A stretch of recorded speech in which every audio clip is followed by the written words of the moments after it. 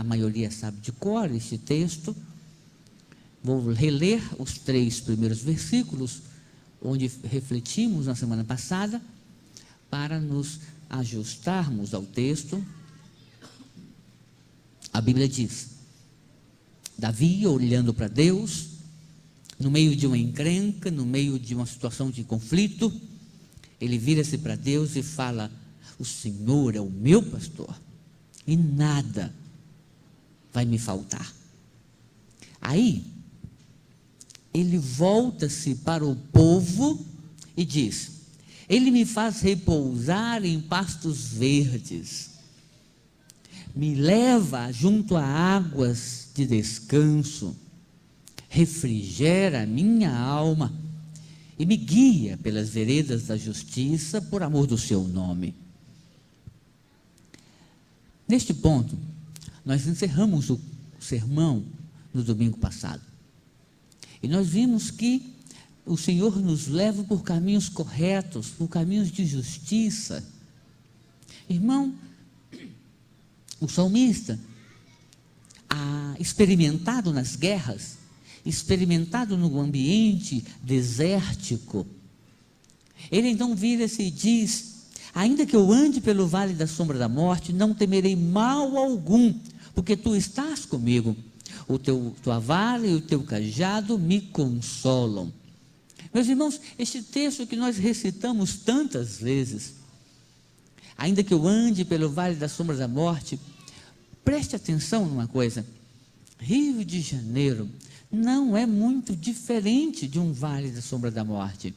É bem verdade que o Davi, ele estava se referindo àqueles vales aonde se guerreava.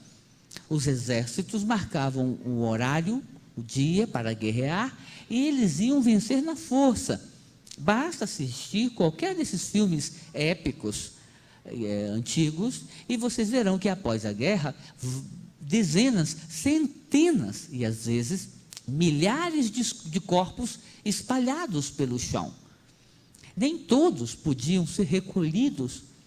Então as aves de rapina, os urubus, aquelas aves que comiam carniça, vinham sobre aqueles corpos para comer aqueles corpos. No ambiente deserto, eles conviviam com os abutres, e o abutre é um urubuzão, sem nenhum tipo de relação com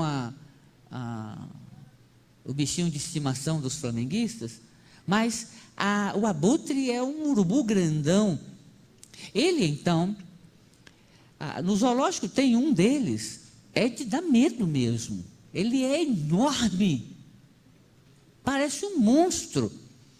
Então imagine a cena de alguém indo rumo à sobrevivência, caminhando num sol escaldante. Nós estamos sentindo calor, é bem verdade? Deve estar dando aí o quê? 38 graus? Deu 40 já? 40 graus. Eu não estou sentindo porque eu não sinto calor, né? Então, enfim, o pastor tem a vantagem de, ao final do culto, ele pode passar, pesar na balança, que ele já emagreceu 1,5 kg de suor. Então, o fato é que a pessoa caminhando naquele calor escaldante, clima deserto, sem água, não estou dizendo água potável não, sem água nenhuma. Quando ele então atravessa o deserto e não tem aonde se refugiar, porque não tem água, não tem árvore, não tem onde se esconder, o que acontece naquele momento é que quanto mais cansado, quanto mais sedento está a pessoa, mais cabisbaixo ele fica, mais se arrastando ele vai.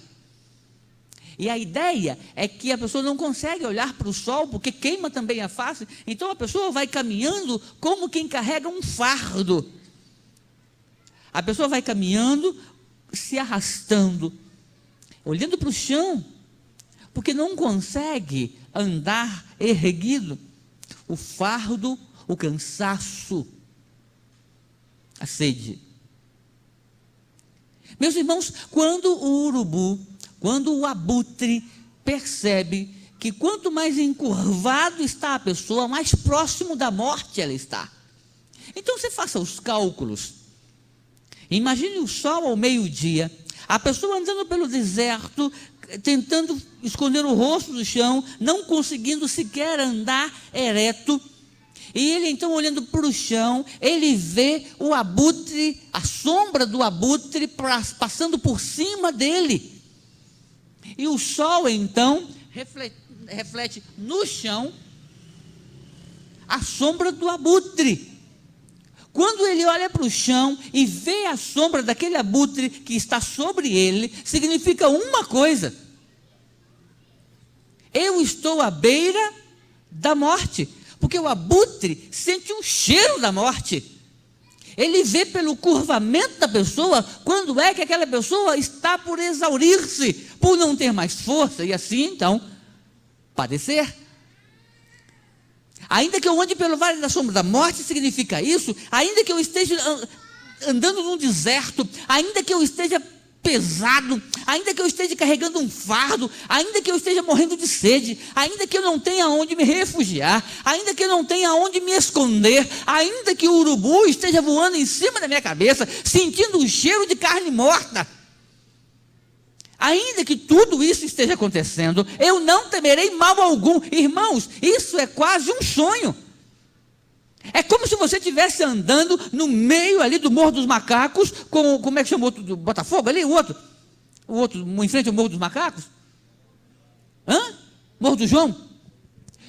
E os traficantes cruzando balas de um lado para o outro, e você vendo aquela zunido, aquela chama de fogo saindo dos fuzis, e você anda e com aquela sensação: ainda que eu ande pelo vale da sombra da morte, eu não temerei mal algum, porque tu estás comigo.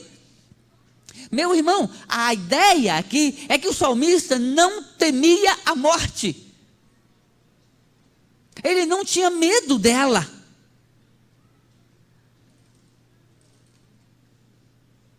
E isso, infelizmente, prende muitos dos filhos do Senhor.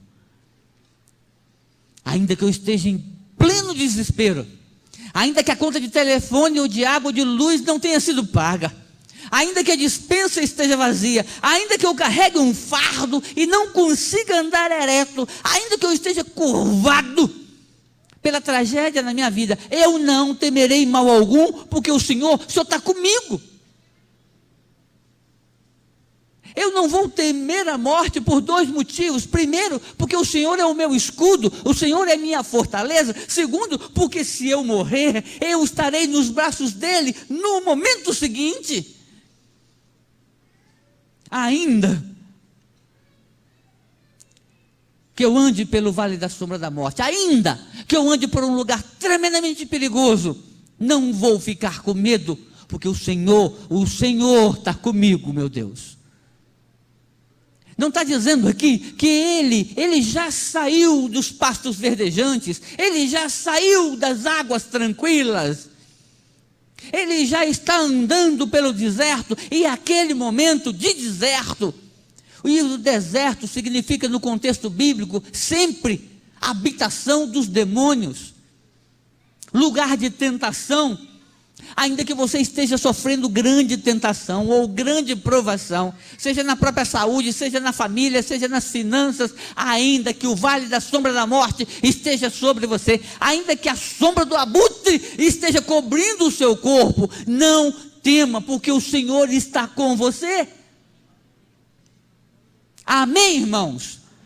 Ainda que o sofrimento nos atinja, não está dizendo aqui, ainda que eu esteja confortavelmente, ainda que eu esteja feliz da vida, é ainda que tudo esteja errado, ainda que o meu marido tenha saído de casa, ainda que a minha esposa tenha saído de casa, ainda que o meu filho tenha saído de casa, ainda que eu tenha perdido o emprego, ainda que eu tenha recebido um laudo médico horroroso para a minha vida, eu não temerei mal algum, porque tu estás comigo. E ele, para comprovar, ele diz: porque a tua vara e o teu cajado me trazem conforto. Eu sei que se eu estiver indo pelo caminho errado, receberei do Senhor uma varada. serei castigado pelo Senhor. Eu disse